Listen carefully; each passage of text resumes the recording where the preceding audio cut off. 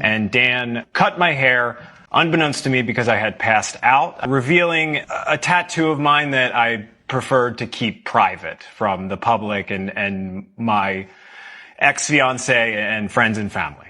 Now, when you say ex-fiancé and ex-brother-in-law, this is the brother of the woman you were engaged to?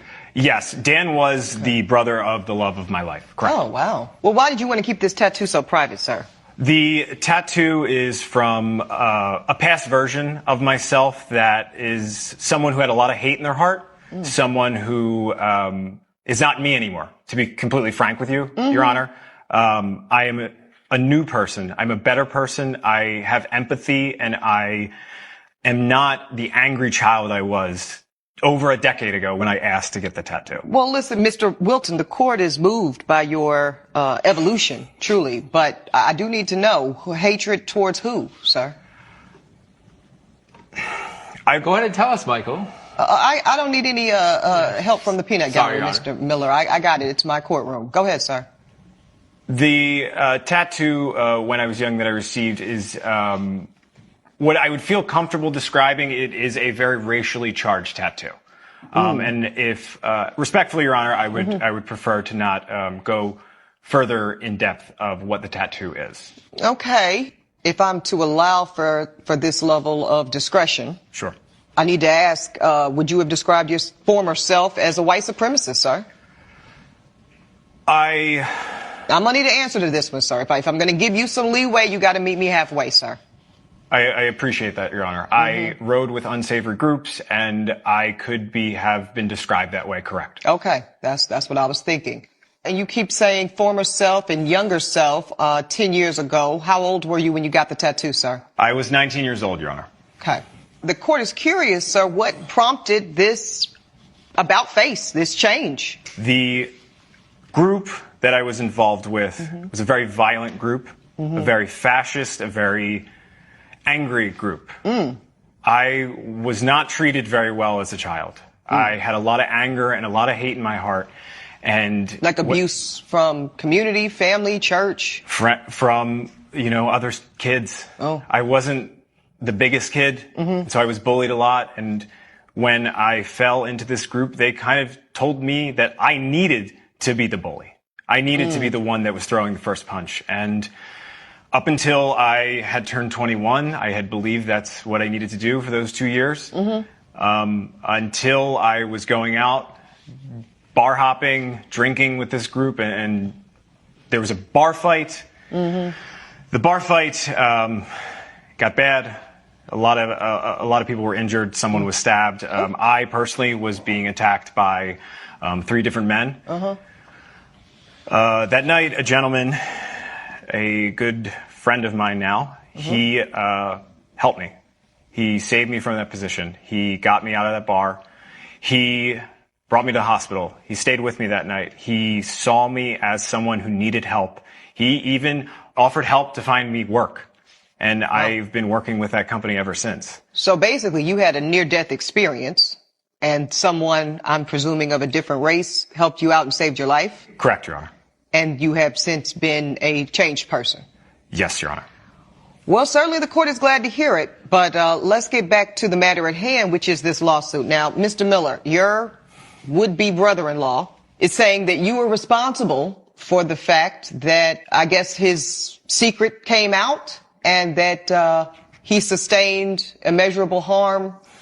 He put $10,000 price tag on it. We'll examine that shortly. But he's saying that this is all your fault. What do you say? I think it's the complete opposite, Your Honor.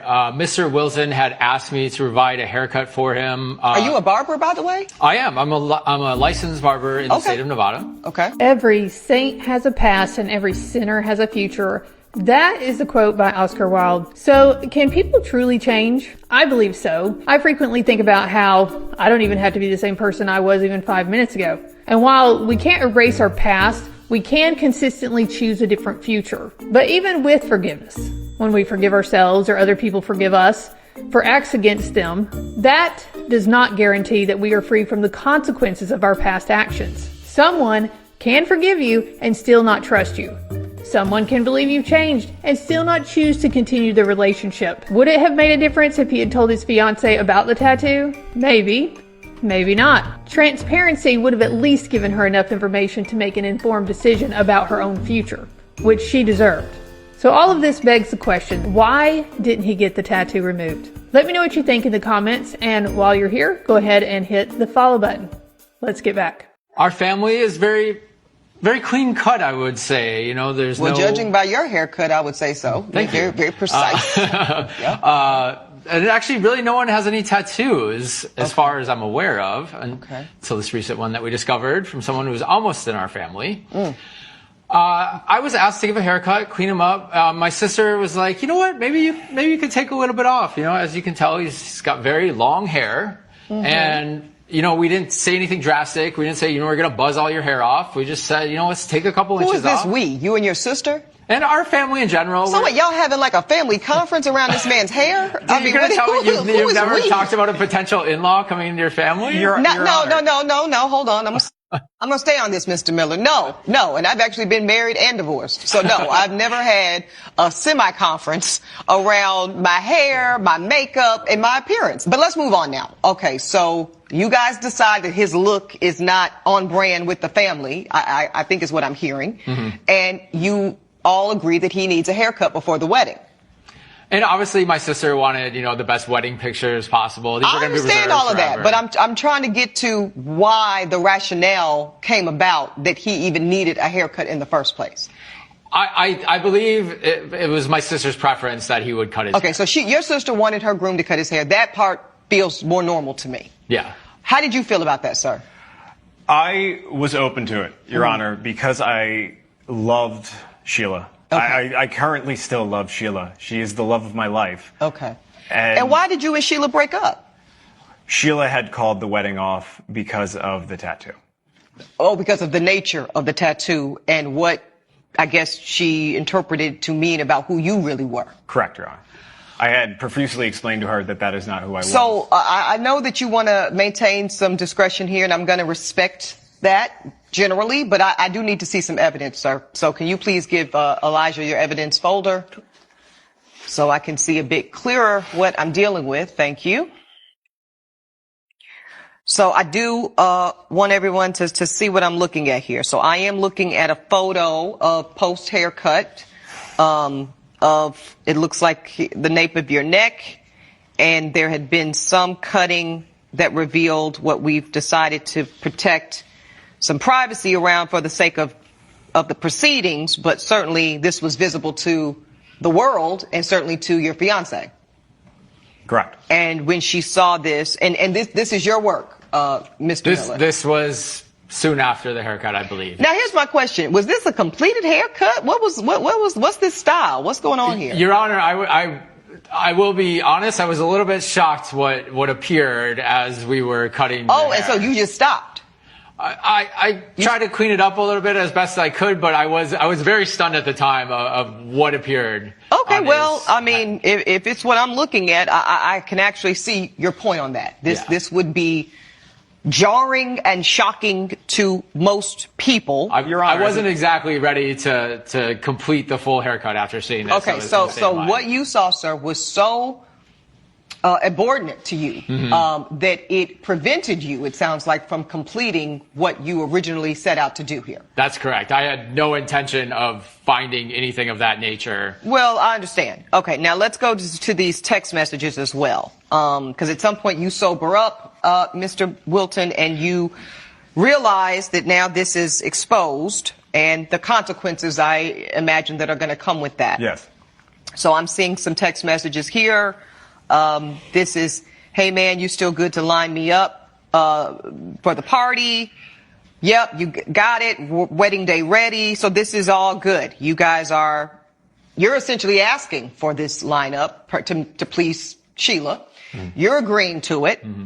Everything's going to be cool. Promise. Cool. Trust me. All good.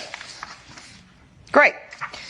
Then it goes left, so to speak. So at this point, Mr. Wilton, you've sobered up and you're saying, hey, dude, what'd you do? You shaved off half my head. You went way shorter than we talked about. You knew I only wanted a trim, and I trusted you. And to your credit, Mr. Plaintiff, you did say just a shape up, which indicates to, you, Mr. Miller, he didn't want a lot off. Those of us that enjoy lengthy hair, we use terms like that. Shape up, trim. That means don't do too much, okay?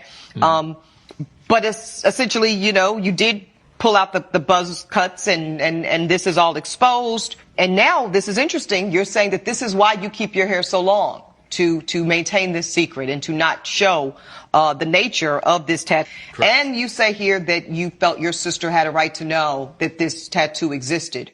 And that basically devastated her and unpinned something that couldn't be put back into the tube.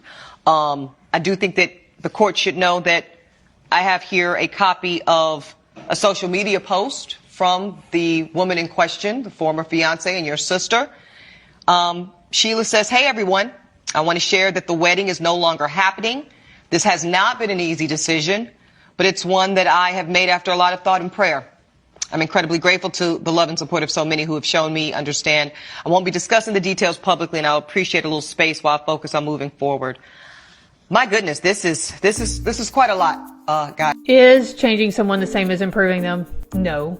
Healthy relationships encourage growth without requiring someone to betray themselves. The healthiest relationships don't ask, how can I make you more like me? They ask, how can I help you become the best version of yourself? Improvement moves someone closer to who they genuinely are. Change can move someone further away from who they genuinely are. So real compatibility is finding someone whose values and characters already aligned with yours. So if you find yourself wanting to change fundamental parts of someone, it may be worth asking whether you're in love with the person or with the potential you see in them. To me, as painful as this worked out for him, I think the benefit was that he didn't get married into a family and to a woman who did not accept him the way that he was. And all of this was before knowing he had this tattoo. At least now he has the opportunity to meet someone more aligned with the person he has become. Let me ask you, Mr. Wilton, you're asking for $10,000. Where does this dollar amount come from? He ruined my life. He ruined my marriage. It cost me my happiness, my reputation within my community, amongst my family, and most importantly, it cost me the love of my life. Okay, so basically this is just a fee that you came up with to be representative of the devastation that you hold him responsible for. Correct, Your Honor. And what do you have to say about that, sir? Your Honor, I can't be held responsible for his irresponsible actions. I mean, we just saw the photo there. We can all be in agreement that this is something awful and it should have been removed and it wasn't removed. And I think it just came out that he's hiding this secret. What other secrets is he hiding? And honestly, I think my sister made the best decision here. Did you ever like this man? I wouldn't say we were close. Honestly, I was kind of surprised I got invited to the bachelor party, and I thought we could use this as a time to get to know each other a little bit better, because there was about 20 guys there. It was a pretty big party. And, we were doing the haircut. I'm like, okay, cool. Everything's good. I get to know him a little bit better. He's going to marry my sister in a couple of weeks. Obviously, we're going to be seeing each other a lot. But did you like that choice? Did you like him for your sister? I think we all just kind of want to know. I don't think he's someone I would be friends with. I can't say who my sister should date or should not date. But y'all are having conferences about people's haircuts and the wedding, so I have to imagine you're the kind of family that discusses such a thing. Yes. I will say now I have some different thoughts about Mr. Wilton. Okay, Mr. Wilton, this is a lot. This is a lot that you are clearly still grappling with. I do want to ask you, though, the defendant raises one good question, which is why not get the tattoo removed?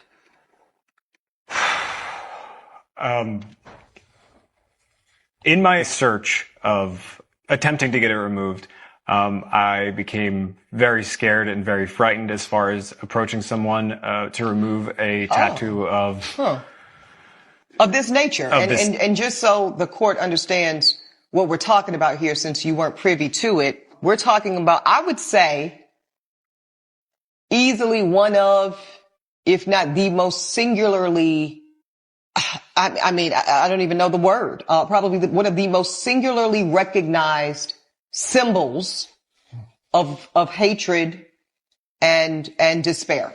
If there was a symbol, You know, certainly many of us can think of, if there was a word, what that most horrific racial slur would be. I would say this is certainly probably the most horrific racial hatred symbol you can imagine. So I could actually understand a bit of trepidation on your part, Mr. Wilton, around having anybody, even a removal artist, see it and what they would think of me, and in this case of you, upon sight. But I got to balance that with what would arguably be an immeasurable benefit to you, ultimately, had you had it removed and not have been exposed for the rest of your life to the revealing of such a horrible thing.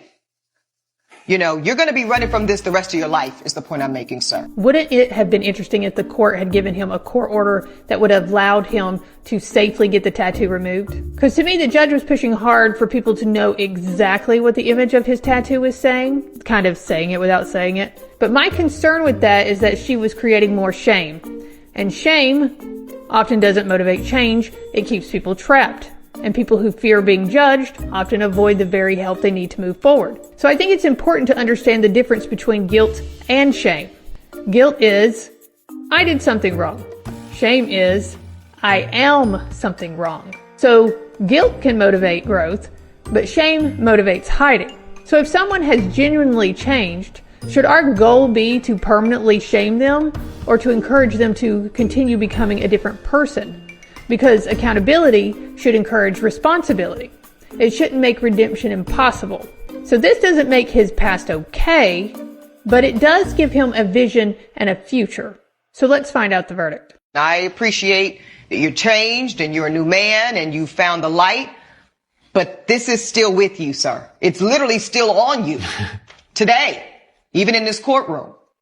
And you are going to carry the risk of harm around that and its revelation until you take care of this. That said, you know, this is a hard one. Man, this is a very difficult one for this court to grapple with because I do feel tremendous empathy and compassion for you, sir. Thank you. At the same time, I find it difficult to hold you, sir, accountable for a series of life choices, some horrific, some wonderful, made by the plaintiff, and then put that bill of recovery and reconciliation at your doorstep without more evidence. I don't know how I get to that legally, sir. Exactly. So therefore, the court is going to be forced to dismiss the plaintiff's case and his claim of $10,000. And I wish you, sir, much healing, and that is the court's ruling. Sometimes we become so focused on exposing someone else's mistakes that we ignore our own behavior in the process. I don't think the brother-in-law should have walked away without any accountability here. While the plaintiff should have disclosed his past, the brother-in-law still overstepped, and I don't think violating someone's consent becomes acceptable simply because you discover something important. So, the moral of the story, the right goal doesn't justify the wrong method. Integrity is measured by both what we choose to do and how we choose to do it. So let's do better. Pursue the truth without sacrificing your character to get there. Now, my final question for you. Do you think the fiance should have forgiven him? Why or why not? Put your answers in the comments below. And as always, thank you for watching, and I will see you again soon.